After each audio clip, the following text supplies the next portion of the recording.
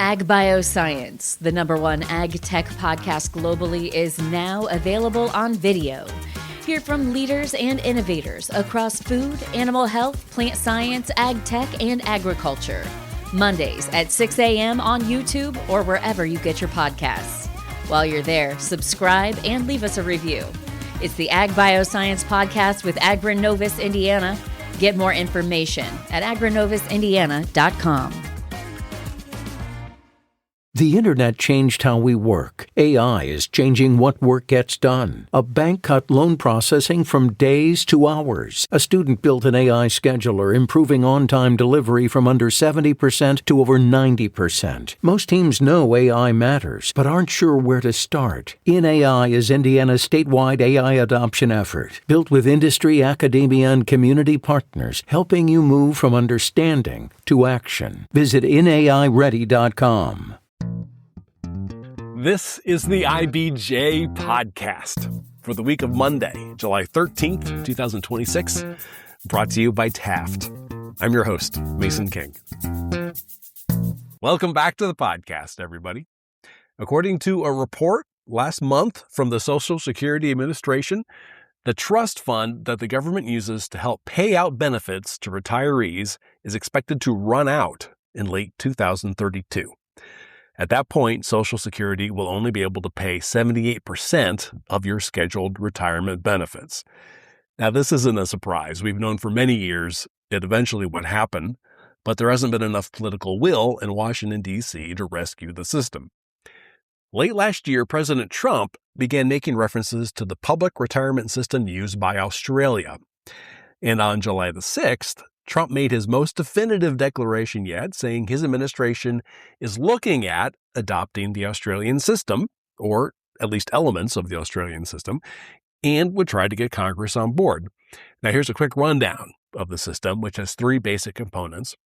The first is like a pension fund for people who would qualify under means testing. The second is called superannuation, a mandatory plan in which employers pay out 12% of an individual's wages into a tax-advantaged retirement savings account managed largely by the private sector. The third allows employees to make additional contributions to their superannuation accounts. Now, there's no magic wand in this scenario. Merging one system into another or adding a giant appendage to the current system wouldn't be easy. As IBJ financial columnist Peter Dunn says in this week's podcast, there could be significant trade-offs, but who should take the biggest hit? In our discussion, Pete takes the point of view of employers, and I have the perspective of someone who plans to retire soon. And we also hash out the viability of tweaking the current Social Security system to get the fund back on track. Here's our discussion. It's my pleasure to welcome back to the podcast Peter Dunn, a.k.a. Pete the Planner. How is your summer going, sir? Fresh off vacation, feeling buried in work. Yeah. Yeah, right. Yeah. I'm not a good vacation guy. Like, I'm not, that's not my thing. No. I have to keep myself from bringing my computer with me on vacation. Sure. Where did you go to ostensibly have fun? San Diego.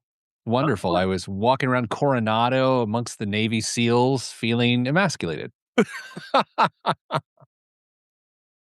That's what they're there for. Yeah. Speaking of the federal government, in this week's episode, if not emasculation, I think this week's episode counts as our annual episode on Social Security in the United States. Usually about this time of year, the Social Security Administration releases a report on the state of the trust fund that the government uses to help pay out the benefits to retirees. This year's report was released in June. I found it deeply troubling. I think a lot of people find it deeply troubling, although, as I'll mention here in a moment, not much ever gets done about it. I think, as everybody is aware, Social Security provides a modest amount of money every month to retirees from a fund that collects payroll taxes on people who are still working. But the ratio of people who are employed to people who are retired now has shrunk significantly in recent generations. According to the Social Security Administration's latest report, the trust fund is expected to run out in late 2032. So what does that mean for benefits for retirees, that monthly check that for some people will be the main source of income. At that point, Social Security will only be able to pay 78% of your scheduled retirement benefits. Now, there is a scenario in which Social Security could use the trust fund set up for disability insurance to extend full benefits for retirement to late 2034. Then Social Security would be able to cover 83% of your scheduled benefits. And to be clear, in both of these scenarios, Social Security benefits would not stop, but the cuts would be substantial. In the interest of full disclosure, I should say I am not a disinterested party in this discussion. If I wanted to, I could elect to start taking Social Security in 4 years. Oh, Yeah. I am deeply concerned about this system that I have been paying into for more than 3 decades. I am deeply troubled that there has been relatively little movement, really no movement, for decades from our presidents and lawmakers to address the problem. What say you, Pete the Planner? I'll say that this is a topic I've been keeping my eye on, studying for the last several years, 2 decades maybe. And I'll say there's one concept within this that angers people when you bring it up, but it's really hard not to think about it. And that's the fact that Social Security retirement system shares so many characteristics to a Ponzi scheme that it's crazy. And it'll take a brief moment. Yeah. I want to tell you how they're similar, and then I want to tell you how they're different. And the differences aren't that much. Okay. All right. Are you good with this? Let's go. Yeah. In a Ponzi scheme, current depositors fund former depositors. Okay? So in Right, Social yeah. Security, Right current now, workers are I am funding current retirees. Yeah, I'm working full time. I am funding the retirement of somebody who is 20 years older than I am. That's right. They fall apart, Ponzi schemes, when you can no longer find new contributors. Okay? Social Security will fall apart if there's population decline or people fall out of the workforce. And you could argue that that's sort of the road we're in. So far, check. Number 3, early generations often received more than they contributed. Okay? That is true both of Ponzi schemes and Social Security. Now, the most, or I should say, the biggest difference between a Ponzi scheme and Social Security is a Ponzi scheme is fraudulent by design. That's it. That's the difference, is that it was a scheme meant to bilk because the money was taken out and used for other purposes. Social Security, the trust fund, and what our FICA money goes towards, you could argue that we've borrowed from those funds in the past. We have not been, as a government, the most judicious with them. Operator often hides how the money is used in a Ponzi scheme. And people are obviously distrustful of how the government uses tax revenue, whether it's income tax or FICA. And so I would say, not to make this point about the show that it's a Ponzi scheme, I would just say they share a lot of characteristics. Okay. Boy, I was really hoping this all was going to work for me, but bad timing. No, it's going to work for you. I think what's interesting about this topic is it doesn't feel political because I think everyone's aligned. It's like none of us want our politicians to insider trade, and all of us want our politicians to solve this problem. And the politicians somehow, some way, feel disinterested in both of those things. Mm-hmm. Or there's a risk, or some sort of a massive live wire risk for trying to do anything until they absolutely must. I in my mind, I tell myself that whoever solves this problem is the next great leader of our country. It's like, who brings us together? Well, what can you bring us together on? This seems like one of those things you could bring us together on. But to your point, you're going to take some short-term losses as the leader if you do this. And as we prepared for this week's show to discuss this topic, there is certainly no easy solution. There is no easy solution. And President Trump, to his credit, Mhm. is trying to be creative. Yeah. So late last year, he started making references to the retirement system used by Australia. But on Monday, July 6th, he said in kind of a roundabout way, in kind of a meandering way, that his administration is looking at adopting the Australian system, or at least elements of the Australian system. Okay, I'll give you back the mic. So what does this mean? So it's this concept called superannuation, and it is 12% of a person's income is contributed by an employer in Australia and set into this private fund, and that becomes their scheme. And scheme is always used in the positive sense, overseas at least. And that is a much healthier pension system than what we have here in the United States. So Australia isn't necessarily the gold standard, but it's rated very highly, and they aren't suffering from funding issues. So what this turns into is, can employers carry more of the burden than they are already carrying and than they used to carry when we had a private pension system to solve this problem? And that's where this math just gets really weird. And as a business owner who has several employees, when I start to look at what this would mean to the bottom line of the business, it's terrifying. Oh, God. Okay. Can I go back to superannuation real quick? Yeah. So one of the other differences, my impression was, one of the other differences was, so they take that 12% figure, they take that 12 number, and then they put it into a tax-advantaged retirement savings account that is managed largely by private funds, which is not how Social Security works. Yeah, and it's because it's a defined contribution system, meaning the balance depends on markets, whereas our Social Security system is a defined benefit promise, meaning it is guaranteed formula-based to function. Right. So the superannuated system, when you talk about returns, works more like a 401k than it does the current Social Security system, where you have guaranteed returns, or what we used to think were guaranteed returns. Yeah, I mean, was it back to the Al Gore days?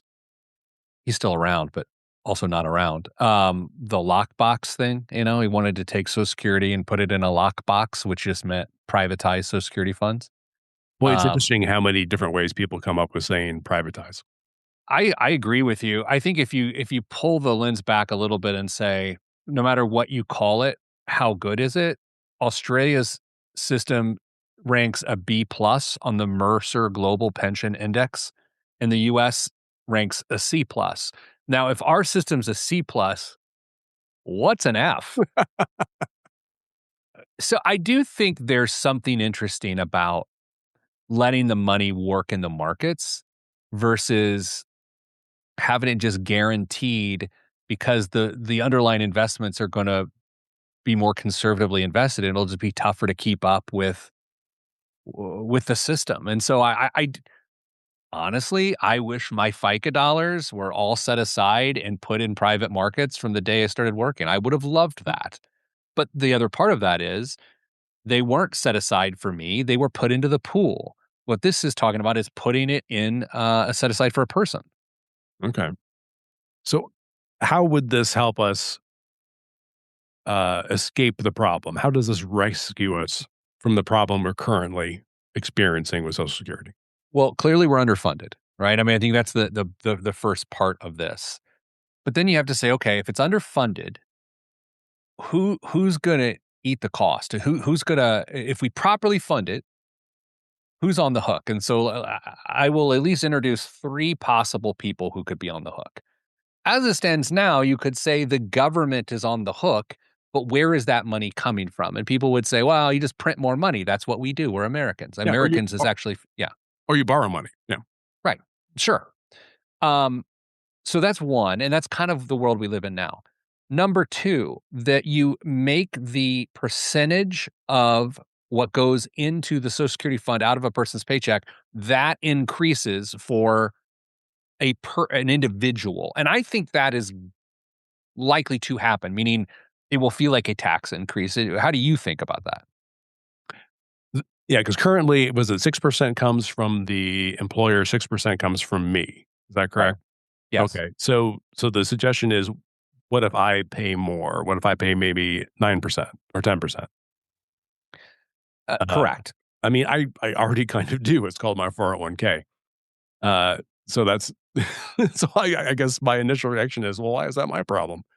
But I'm all for, everybody being in this together. I am happy to give more if everybody else gives more to help save the system. That's fine with me. I mean, but I have wiggle room. I have enough room in my personal finances that I can take a 4% hit. I mean, a lot of other people don't. I don't disagree with you, but now I want you to look through the lens of an employer, because that's where this thing from my perspective goes off the rails. Mhm. Okay. Now I know people aren't hitting pause on the podcast to chase down their tiny violins to begin to play for the sorrows of employers. Mhm. But if you are, I hope you're in tune. All right. Are you ready? I have created a scenario here. A little math on the podcast. Are you ready? Okay. Oh, you look skeptical. No, I'm just girding myself for the inevitable. Okay. I have created a scenario in which there are 50 employees at a company. Oh, just like the IBJ. Okay, well, now this next part is going to get weird because I don't know where this is going to go.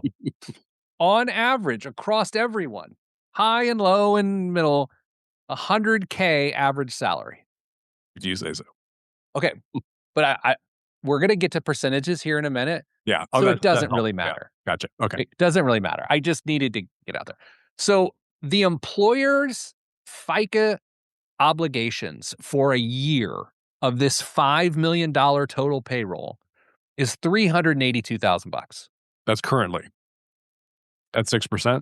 That's currently at 6.2 for Social Security and 1.45 for Medicare. Okay. Okay. Now, as you mentioned, it is sort of a match system. So the employees are paying 382, okay, at 388.25, as well as the employers. They both pay 382.5 into the system. Mhm. Okay. And then let's say there's a 4% match that the employer puts in. So the employer is putting in $200,000 into 401ks as part of the match program. So this $5 million payroll actually cost the employer $5.5 million. And I want to pause here for a second, because what most people who've never owned a business don't understand is that if I have a $5 million payroll, that is not my all-in cost. I've got what we just discussed here, and then of course, I've got things like health insurance and other benefits on top of that. And so that is the first point where when people say, well, just pass it on to the employers, oh, they're already eating it. And now I want to show you how it gets a little bit worse. So are we tracking so far? Yeah. Yeah. We're good. So Trump said President Trump, I want to be respectful. President Trump said he won't touch Social Security. Okay. There's two scenarios that can happen here. FICA stays exactly the same in every scenario. And the question is, what gets layered on top? Okay. So scenario number one is a low end mandate of 5%. This is what is sort of being talked about. And the existing match counts towards it. So if a 5% mandatory contribution requirement lets employers count their existing 4% match towards it, then the employee only has to make up a 1% difference. Do you know what I mean? Because there's a 4% 401k match, it's a 5% low end mandate. To make up the difference, it's just the 1%. So the new employer cost is only $50,000 more a year. It's 5.6 million is now the payroll. Okay. So from 5.582 to 5.632, if scenario one holds, which is this 5% low end mandate. So in scenario one, that's extra 5%. But if you already have a 4% 401k match, you just need to add another 1%. Correct. They're counting your match as part of the employee contribution. And then on the employee side, do I have to also match that 4% and then pay a 1%? No, you don't have to. Well, to get your match, you have to put in 4%, but you don't have to add the extra percent to get the fifth. Right. Okay. Okay. Now, the scenario number two is what's called the full Australia style mandate, which takes you to 12%. So that incremental cost for the employer is an additional $400,000 a year. So now payroll is $5.982 million. So an employer went from a $5.5 million payroll, and now they're paying 5.9. And so let's think about this another way. if they wanted to stay even, as to what their previous expenses were, they would have to lay off 4 people. Hmm. Okay, remember the payroll was 5.5 million. It is Right. now $400,000 more. Right. Each person makes $100,000. So Yep. I'm suggesting, even with a modest adjustment here, okay, you're going to see unemployment, a 4% or 4 people within the scenario. Now, this is where it gets really harsh. If you do the full 12% mandate, which is what Australia does, they say every employer puts in 12%, and it is stacked on top of whatever match you have. You don't get credit for that 4% match that you're putting in someone's 401k. You had to put 12% anyway. Then your payroll goes up $600,000 a year from the original, which is 6.1, almost $6.2 million. So in this scenario, you are going to be laying off about 12% of your workforce if you want to Right. stay even as an employer. And So that 6 becomes people. problematic. Yeah. 6 people. Right. See, someone has to eat it. And what the government says, we've been eating it for a long time. We don't want to pass it on to taxpayers, voters. So we're going to pass it on to corporations. And that will lead to these downstream effects of lower salaries, lower wage growth, and likely layoffs. Mm. And this is assuming that the way that we currently do Social Security stays in place and that we're adding on an Australian system. Yeah, we're adding on an additional fund, if you will, that's going to supplement that. That sounds not good. Well, here's the thing. Lawyers. It works when you are at zero state. If we got to create a new system from scratch and we had no preceding system, then this is what you would do. Mhm. There's nothing wrong with it. But when you try to transition and you say, okay, well, who's going to get left holding the bag? Or even if you try to, as accountants say, peanut butter it over and you just spread it across and everyone gets a little bit of it, then it feels like everyone loses. Like at some point in time, to solve this problem, someone is going to have to get hurt very badly. And it's just a round robin of who that is. My gut, maybe it's my cynicism, is employers will get left holding the bag. Okay, let's take a quick break to hear from our sponsor. This is the IBJ Podcast. Taft, today's modern law firm. At Taft, we cultivate a highly respectful, transparent workplace that fosters creativity, teamwork, inclusion, and diversity. We couple our culture with a client-first approach, rewarding lawyers who understand their clients' goals and work to deliver success. Taft, the modern law firm. To learn more, visit taftlaw.com. Building a home or looking to upgrade what you already have? That's where Indie Grills comes in. From fireplaces, outdoor kitchens, to entire custom patios, we bring everything together to create spaces designed for how you actually live. We work directly with homeowners and partner with custom home builders to get it right from the very start. Are you looking for inspiration? Our massive showroom on the Zionsville-Lebanon border was built to help you see what's possible. So when you're ready to elevate your space, head to indiegrills.com and connect with our team. All right, we're back with this week's edition of the IBJ Podcast. In my interview with Pete the Planner about Australia's retirement system and how it could be adapted to shore up America's failing retirement system. So who does this help? It sounds like it helps people who manage funds. Oh, you're talking about who does the new system help in terms of then they can earn fees off the funds they're managing? Yes. That sounds like if I was in the industry of managing funds, I would be, yes, I love this idea. Well, I think what gets interesting is, we say this money gets set aside into this fund. Is it actually private managed or is it managed by the government and put into investments? And I think I'm not the expert. I've only seen it described as privately managed funds. There's no doubt they make fees there. I also think there's a phrase you said earlier when you were introducing this concept that is worth revisiting. You said Social Security provides a modest benefit upon basically a lifetime of paying for it. That is in the eye of the beholder. Because the interesting part about retirement in America is if your salary throughout your career is closer to what the average Social Security benefit is in the country, then it's not modest. It feels generous. It's only modest if you make significantly more than $3,500 a month. And so I think what gets interesting about this is it's a margin for error thing. If everyone gets a reduction, what they say, you can only pay 78% of the benefit or something like that. Is that the number? Right. Yeah. If you don't start mucking around with the disability insurance, right. So 78%, I make more than near that Social Security range. Okay. So for me to only get 78% of what I'm promised, it's not my preference. It's not the end of the world.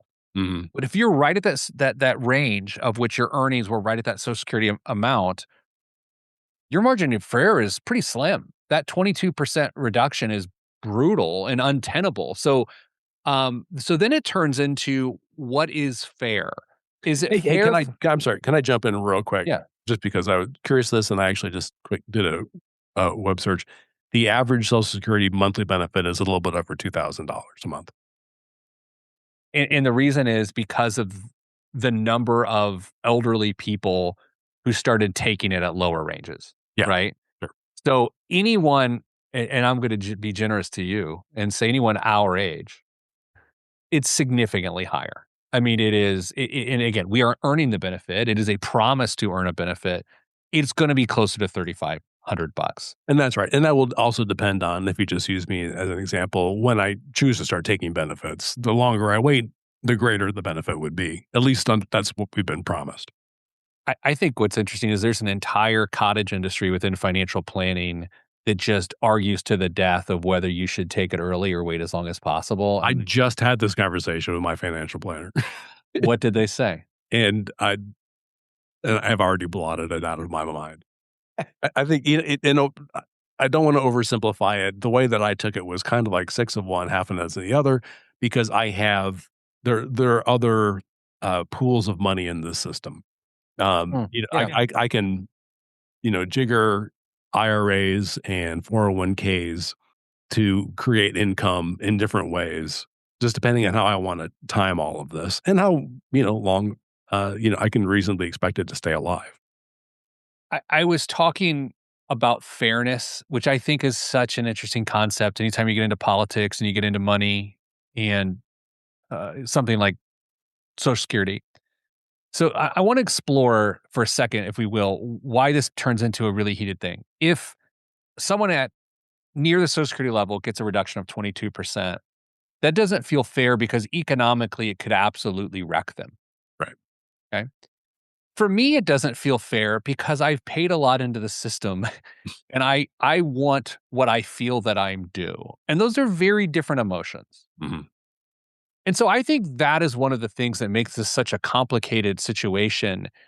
And the odd part about this to me is that people get so upset about taxation, especially in a state like Indiana, right? Where you want we got a bunch of low tax folks. We don't want to pay a lot of taxes and we don't want to provide a lot of benefits within that. Those are my words. Yet, people don't necessarily get upset about their contributions that are going to Social Security outside of, I want to just make sure I got what I put in. You know, like that's anecdotal, but that's what I feel like I witness. Okay. Let me bring up an observation about Australia. So the population of Australia is 28 million people. The population of the United States is 350 million people. Could there be a problem in trying to replicate this system at roughly 12 times the scale? I mean, of course, I think it's kind of, again, where you started this thing is how many workers now it takes to pay for previous promises. I think that's where this thing falls apart. And I think the unemployment rate, this is sort of a nuanced idea here too. What unemployment means versus what it used to mean are wildly different. I think there's a lot more people not working and that are out of the workforce that we've lost the accounting of they're not contributing to the system, and and I'm not blaming them, by the way. I just think it's a definition change that makes this complicated. Well, they're living longer. I mean, right. The population of people, who are not working are living longer than their predecessors a generation or 2 generations ago did. I think the other fact that gets glossed over very easily is that, so this was Social Security came around in the 1930s. And as late as 1975, 88% of people in the private sector still had a pension. So it was just, a lot of people didn't even have retirement savings at that time. Like my grandpa retired with a pension and Social Security, but really didn't have a lot of money, right? So he had like this two-legged stool. And that was, the system was designed around that. Well, now you remove the pension for the 401k, and now you've got this one-legged stool that can't support things. And so the system itself, all the rules have changed. So it was inevitable for it to fall apart. What I'm curious of, and maybe this is a fruitless exercise, and I love when I start asking you questions because that's when the show goes off the rails. You're the award-winning host, not me, clearly. You ever think about that? You'll get there someday. I doubt it. You have your own podcast. Oh boy. So if you could fix this, and don't overthink it, what is the Mason King fix for Social Security? As it stands currently, the Mason King fix for Social Security, is it within the realm of real possibility, real political possibility?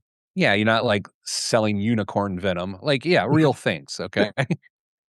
I didn't have a lot of problem with raising the age a couple of years for full benefits.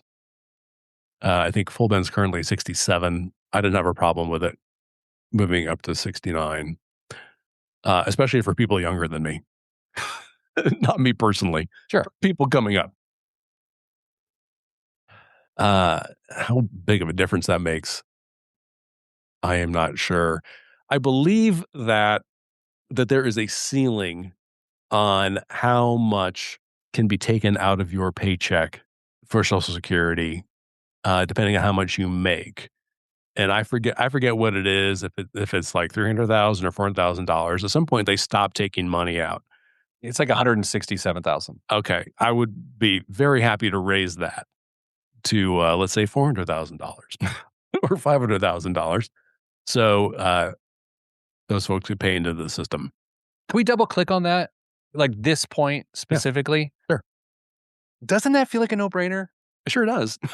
I Like, love I mean, okay. I mean, I make more than $167,000. Okay, like I feel comfortable saying that out loud.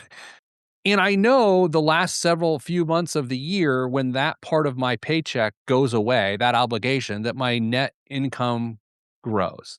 And I always look at it as like, it's fun. But it's just fun. It's not meaningful. It's just neat. That feels like a no-brainer. And people find a way around it. But Mason, I'll say if that is the number one thing we do is just either raise the ceiling or kill the ceiling, that solves a lot of problems. That would be great.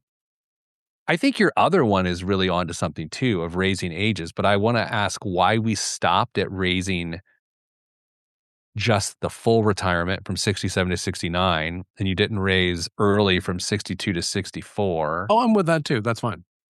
I think if you just want to shift it up 2 years, yeah. I think, and this is where this gets awkward too, and AI all of the sudden's a part of this. Which I hate that it's part of everything. If it is harder to stay employed through your 50s than it used to be, then it's certainly harder to stay employed in your 60s than it used to be. Moving the minimum age up would be pretty rough. I mean, moving from 62 to 64 or 65, it's already tough that it's not 59 and a half where the rest of your qualified money becomes due. So of all the solutions we sort of talked about of like, how do you do it? Moving the minimum age up is terrifying to me. There is I'm not sure if this exists in the Australian system, but I know that while I was doing research for this, that I encountered it, and they may also be talking about this for an American system, is that for people who means tested at a certain level, I mean, really a poverty level, that they would be able to receive their benefits earlier and at a greater flow, if you will, a greater sum than people who already were fairly well off. Yeah, that goes to that margin for error thing, right? Yeah. Mm-hmm. Okay, now it's just two guys with opinions and arguably political or social views. I have no problem with that. Yeah. I have no problem with the fact that if there has to be a 22% reduction across the board, that it is prorated based on how close you are to that level. So, like, I don't mind that it's reduced by 30% for people that are well above that poverty line. Mm-hmm. Okay, so now, Mason, we've got two things we've just said. Again, I'm hosting. Why am I doing that? I'm so sorry. I feel like I'm going to have to write you an apology with some Fannie Mae candies that I hijacked your show. They still sell At Fannie this Mae? point, the only thing I'm allowed to eat is fish oil. So see if you can find some. Boy, you're a lot of fun to go on a date with. I know. I'm cheap. Okay, so number one, we've got raise the ceiling, the FICA ceiling. Okay, so you and I agree with that. Number two, we've got raise the Social Security age of normal retirement from 67 to 69. I think then you raise 70 to 7. I think we already raised 70, 72 maybe. I don't remember. I should know these things. 70, but people look it up. Okay. I'm a financial expert, everybody. Do you feel like you could, if you were a politician, R or D or L for that matter, Yeah. could you deliver those 2 points to your constituents? I would have no trouble delivering those points to my constituents. I've been learning a lot about the American political system lately, especially maybe over the last 20 years or so. And I've discovered something that is, I mean, for a lot of people is just patently obvious, but to the extent at which this is a big consideration impressed me. People who make a lot of money wield a lot of political power. You know, they well, the people have a lot of power to preserve their wealth. This has nothing to do with what we're talking about other than you just triggered it in me. Like, you talk about the billionaire tax that's being talked about in California and other places and how that gets applied. I don't know why I'm offering this opinion. I think I have a fundamental challenge with wealth being taxed, standing wealth pre-death being taxed for billionaires. I have no problem with income tax. Like, I don't have a challenge with that. I think someone has a bunch of assets and just taxing those assets seems crazy to me. I also think with this too, do you remember when we were younger and a bipartisan bill with a senator from here or there and then another one from there with a different letter, they'd get together and it was like the power team and they put up legislation and everyone was excited and it was a big moment. Now, I feel like Ro Khanna is on every one of these bipartisan bills with everybody on the other side, and no one gives a rip anymore. I feel like because of the executive branch right now, that whatever bipartisan efforts are coming out of Congress, no one cares. It's very weird. What is the bill? The extremely rare bipartisan The housing bill, isn't it? the housing bill, right? That they came out of Congress. Everybody was like, "Hey, this is a great example, albeit a rare example, of how we can get together on a problem that's really central to living in our country." And for reasons that I will not be able to explain, President Trump said, "No, I want you to do something else first," and that's where we are. Yeah, there's a news item on that today that he is not going to sign that bill, and it's going to get adopted no matter what. The But no it- sign. Okay, as we're sitting here, I went ahead and ran this through AI. Mhm. And our two ideas that we've somewhat stacked hands are remove the cap of the $167,000 FICA cap and just let all the wage base be taxed for any individual, and move normal retirement age from actually 67 to 69. And here's what AI suggests. It has said eliminating the wage cap alone is a very powerful revenue increase, while raising the retirement age from 67 to 69 is one of the largest benefit side reforms. Together, they're among the most impactful changes policymakers should discuss. What's the downside? Is that Claude? This is ChatGPT. This is I could run it through Claude. It'd probably tell me something different. But so what's the downside? You go back to the wealthy who are upset? Well, they could be upset. People who had planned to retire at a certain age are like, "Oh God, 2 more years." I can see that. Though, again, I don't want this to apply to people in my generation. I want it to apply to the millennials. What about if we did some bridge fix for people within 10 years? Sure. Whatever that amount was. Yeah. Right?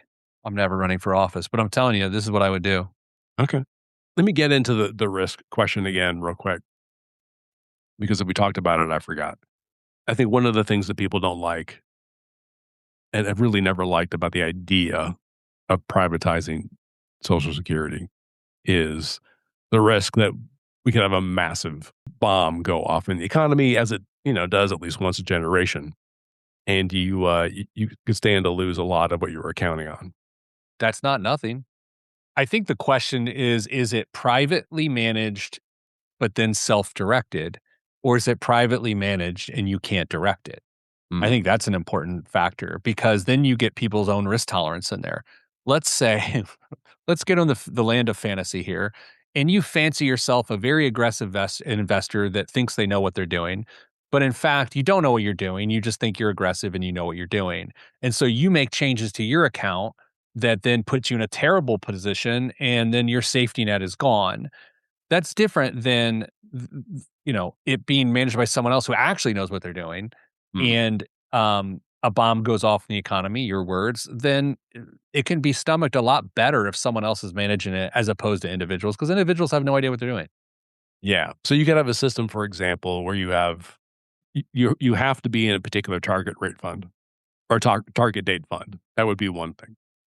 That's a great way to think about it, actually. I mean, and theoretically, that's kind of what goes on with, well, it doesn't go on Social Security because it's not managed based on people's ages. It's just a big pool of money. Mm-hmm. So that seems, it doesn't give the freedom that so many people, I think, would want to have. But, I think a lot of those people also would have some of their own money that they're investing. I think for the purposes of Social Security, I mean, the word security in there, I think, says it all. I mean, it needs to be safe, reasonably safe. Sure. Like, I don't know. I'm not caught up in that. I will say that it was never designed to be the core retirement. It was always meant to be a safety net. It wasn't meant to be how you retire. And it just became that way because of consumer habits and inflation and a bunch of other things. Mm-hmm. But as we've said, I mean, functionally, it does serve as the main source of income for a lot of people. Another thing we could actually do is you and I redesign the Social Security system. I wonder your podcast listeners are like, they're in this and they're like, so we're just listening to two numbskulls brainstorm solving this problem. Two well-qualified people to do this. Yeah. One of them is the slower benefit growth for high-income retirees. So that is to say, instead of getting an 8% increase for every year that I wait beyond essentially 62, wage growth grows smaller. Right. I think you get a 25% reduction if you claim it early, or 32%. I don't remember. And then like the opposite is true. You get a 32% increase if you wait to take it the latest you can. A real financial expert knows these things. I used to know them, but I don't know anymore. According to my research, you were in the right ballpark. That also makes sense. I mean, so what are we doing? I just would love for this, to be the, one of the top 3 issues that Congress is working on, in a very transparent way. Is that too much to ask? I got an idea. What do you say? I can help with it. What do you say? You, me, we get Senator Young on here, and we just try to have a normal conversation, not a journalist asking hard questions, just like 3 bros just talking about this. Let's see what we can figure out. You want to try that? I think we should try that. That would be interesting, would it not? And like, we just have to frame it. We just have to frame it like in a non-aggressive way. Like, can we just talk through like, how are you thinking about this? Right. I don't know. I love that we're programming a show on a show. Yeah, this is how the sausage gets made. Let's do it. Speaking of sausage party, it'll be the 3 bros. That's aggressive. Okay. All right, folks. We're going to get working on it. Thanks so much for talking through all this. As usual, it just tells me, makes me realize how much I don't know. Oh, you think how I feel? I have no idea. I'm not. But I think here's what it is. It is math. It requires hard choices, and it requires expert communication from our leaders. Expert communication from our leaders. And that nuance is lost. Okay. Well, let's aim for the stars. Let's do it. All right. Thanks, Mason. My thanks again to Peter Dunn. A quick reminder, his column on personal finance appears regularly in the print edition of IBJ, and you can find several years' worth of his work at ibj.com. And folks, before you get on with the rest of your week, there are several stories in this week's edition of the IBJ I want to draw to your attention. First up, construction is underway in West Lafayette on the $3.9 billion semiconductor manufacturing plant for SK Hynix, despite an unresolved legal question over rezoning the land. Joey Harris has the latest. Also in this week's issue, Daniel Bradley lays out the strategy for Parkview Health as it tries to expand its network into central Indiana. And Susan Orr has a progress report on how Republic Airways and Mesa Air Group are unifying operations after their recent merger. Now, again, you can find these stories in the latest print edition of IBJ or online at ibj.com. I will say it is quite a bit easier to access all the latest business news and all of IBJ's data on Central Indiana's business community and economy if you're a subscriber. We're running a promotion right now, gives you complete access for $1 per week for 3 months, just to get a sense of how valuable and original our content is. Just go to ibj.com and click on the subscribe button.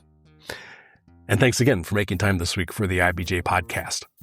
I'm Mason King. Hang in there, everybody. We'll be back again next week.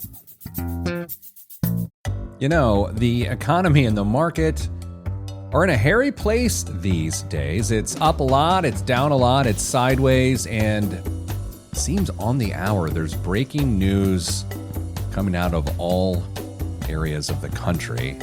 How do you get your head around that? How do you not go crazy in the process? I'm Peter Dunn. You may know me as Pete the Planner, IBJ columnist, and my job for years has been to help you understand your financial life better in context with everything else going on. So what am I encouraging you to do? Well, listen to the Pete the Planner Show. Yeah, it's a podcast. You can get it wherever you get your podcasts, or simply listen at ibjpodcasts.com. Your commute just got smarter. Turn drive time into growth time.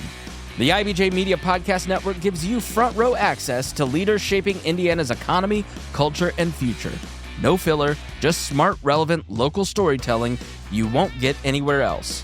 Find all of our shows by searching IBJ Media in your podcast app or visit ibjpodcasts.com.